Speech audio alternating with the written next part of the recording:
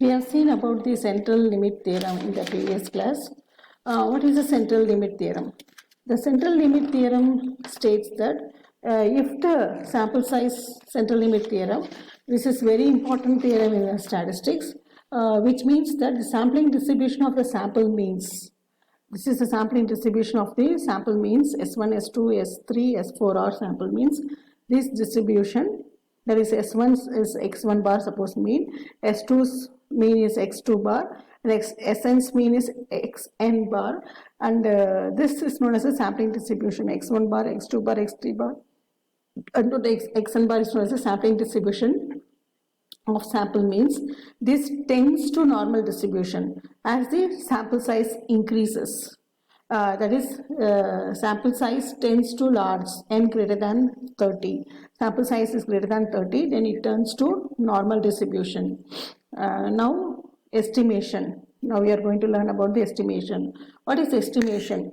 It is nothing but what you are going to estimate is about the population parameter. Normally the population parameter is unknown. So we are trying to estimate the population parameter which is unknown. Right, we are trying to estimate the population parameter using the sample. Suppose we assume that, we use all the methods for estimating the population parameter, assume an important role of the statistical analysis. That is what the statistical analysis normally means. Now we go to the X bar. Suppose the random variables X bar and sigma S square. Random variables is nothing but this mean and variance of the sample. X bar is mean and sigma S square is the variance of the sample. And then we want these are used to estimate the population parameter, mean and population variance. Population mean is mu and sigma p square is the population variance. This X bar is used to estimate mu, sigma S square is used to estimate sigma p square. They are said to be estimators. X bar and sigma S square are said to be, X bar and sigma S square are said to be estimators. And X bar equal to 105, suppose it is known as the estimate. See, estimates. X is sigma S square is, suppose it is 2.45. Suppose sigma S square is 2.45, it is said to be estimates. So X bar is 1045, suppose a value, it is said to be estimates of population parameters. So 1045 and 2.45 are said to be the estimates of the population parameter. You are having an exact value, no? X bar equal to 105 exact value. This is known as point estimate. Suppose you are having this X bar lies between 25 to 36. A range, you are getting a range of values. Range of values is said to be interval estimate. And this you are finding using the sampling analysis. Now we'll go to the good estimator. What is a good estimator? In order to be a good estimator, it should satisfy the following property. The first property is known as the property of unbiasedness. That is, an estimator is said to be unbiased if the expected value of the estimator, okay, is equal to the parameter being estimated. That is, expected value of X bar should be equal to mu. This is what we are trying to estimate now. This is it. So the sample mean X bar, which is the most widely used estimator because of the fact that it provides the unbiased estimate of the population mean mu. So expectation of X bar is very close to mu. So it is said to be the unbiased estimate. Now we go to the property of efficiency. What is property of efficiency? An estimator should have relatively small variance. So estimator should have a small variance. This means that the most efficient estimator among the group of unbiased estimators is the one which has the smallest variance. So suppose x1 bar, x2 bar, x3 bar, whichever is having the smallest variance, that is said to be the property of efficiency. It should have small variance, right? Next is the property of sufficiency. An estimator should use as much as possible the information available from the sample. So from the sample, whatever information is available, maximum information has to be used. It is to be the whatever information available, you should use all the information, right, from the sample. This is said to be a property of sufficiency. Then property of consistency. What is property of consistency? It is nothing but, okay, what is property of consistency? It is nothing but an estimator should approach the value of the population parameter. Okay, this estimator should approach the value of population parameter as the sample size becomes larger and larger. If you increase the sample size, S1, suppose it's 30, S2 40, S3 is 60, S4 is 100. Like this, if you increase the sample size, you should go closer to the population parameter mu. That is, they should move closer to the population parameter. That is said to be a property of consistency, right? So keeping in view the above stated properties, the researcher must select appropriate estimators for his study. We may now explain the methods which will enable us to estimate with reasonable accuracy of the population mean and population proportion. That is what we are going to see in the next. Estimating the population mean mu.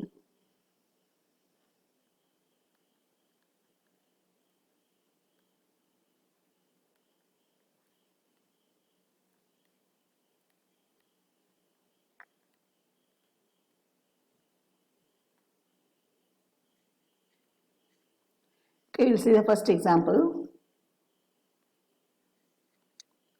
From the random sample of 36 New Delhi civil service personnel,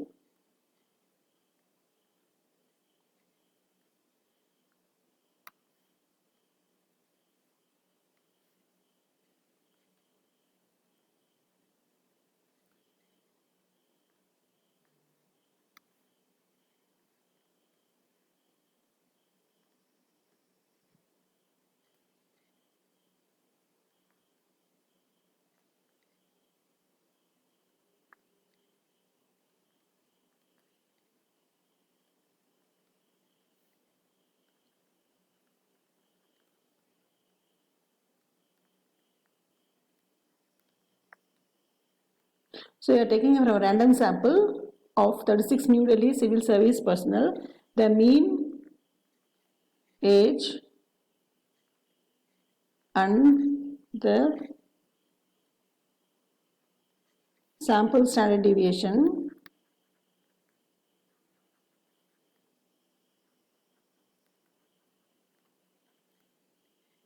were found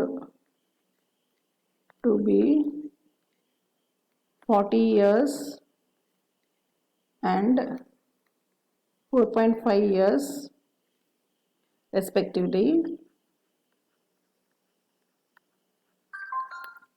Okay, construct 95%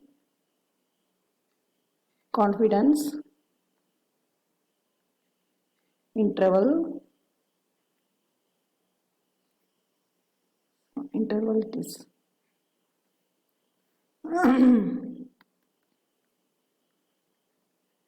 confidence interval for the mean age of civil servants in New Delhi.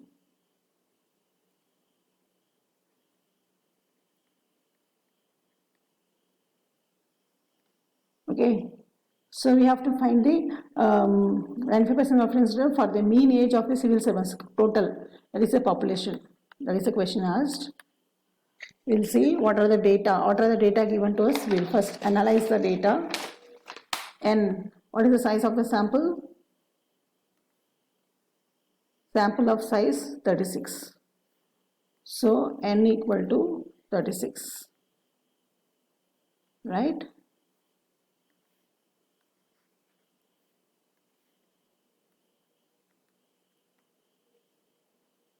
36. Next, what is X bar? Okay, their mean age and sample standard deviation. Their mean age is 40 years. This is our mean. Okay, X bar equal to 40 years. Okay, now sigma S, and what is given? Standard deviation. Okay, the standard deviation is 4.5 years. Okay, this is my standard deviation of the sample. So it is 4.5 years Z. Okay, which is equal to 4.5 Z equal to what is given? 1.96. That is 95%. 95% confidence limit is there, no? From the table you will get 95% from the table, you will get 1.96. So Z is given as 1.96. The standard variance Z 95% confidence is 1.96 as the normal curve table. Okay, 95% confidence interval for the mean age population is 95% confidence interval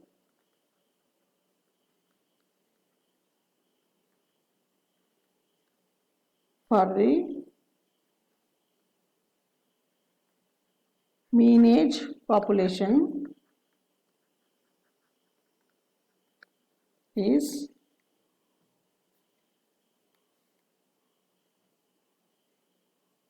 X bar plus or minus Z sigma S by root n. Okay, you substitute what is X bar? 40 plus or minus 1.96, sigma S is 4.5 divided by root 36. Okay, is equal to, which is equal to, if you calculate, you will get 40 plus or minus 1.96 into 0.75. Root 36 is 6, no? 45 by 6, you will get 0.75. This is equal to 40 plus or minus 1.47 years. Okay, so you will get here somewhere 40 plus or minus 1.46. 1.47 this side, 1.47. You add 1.47 minus 1.47. You will get this interval, right? That is 40 minus 1.47. You can write here 40 1.47 00. So you will be getting 3 9, okay, 5 point, this is 9 minus 1 8, 38. So this will be 38.53. Okay, then 40 1.47. So 47 41. So 41.47. So the range is 38.53 to 41.47. It's interval estimate, right? What we got is the interval estimate. So what we conclude that the mean age of civil servant. So mean age of civil servant lies in this interval. Okay, lies in this interval. That's all.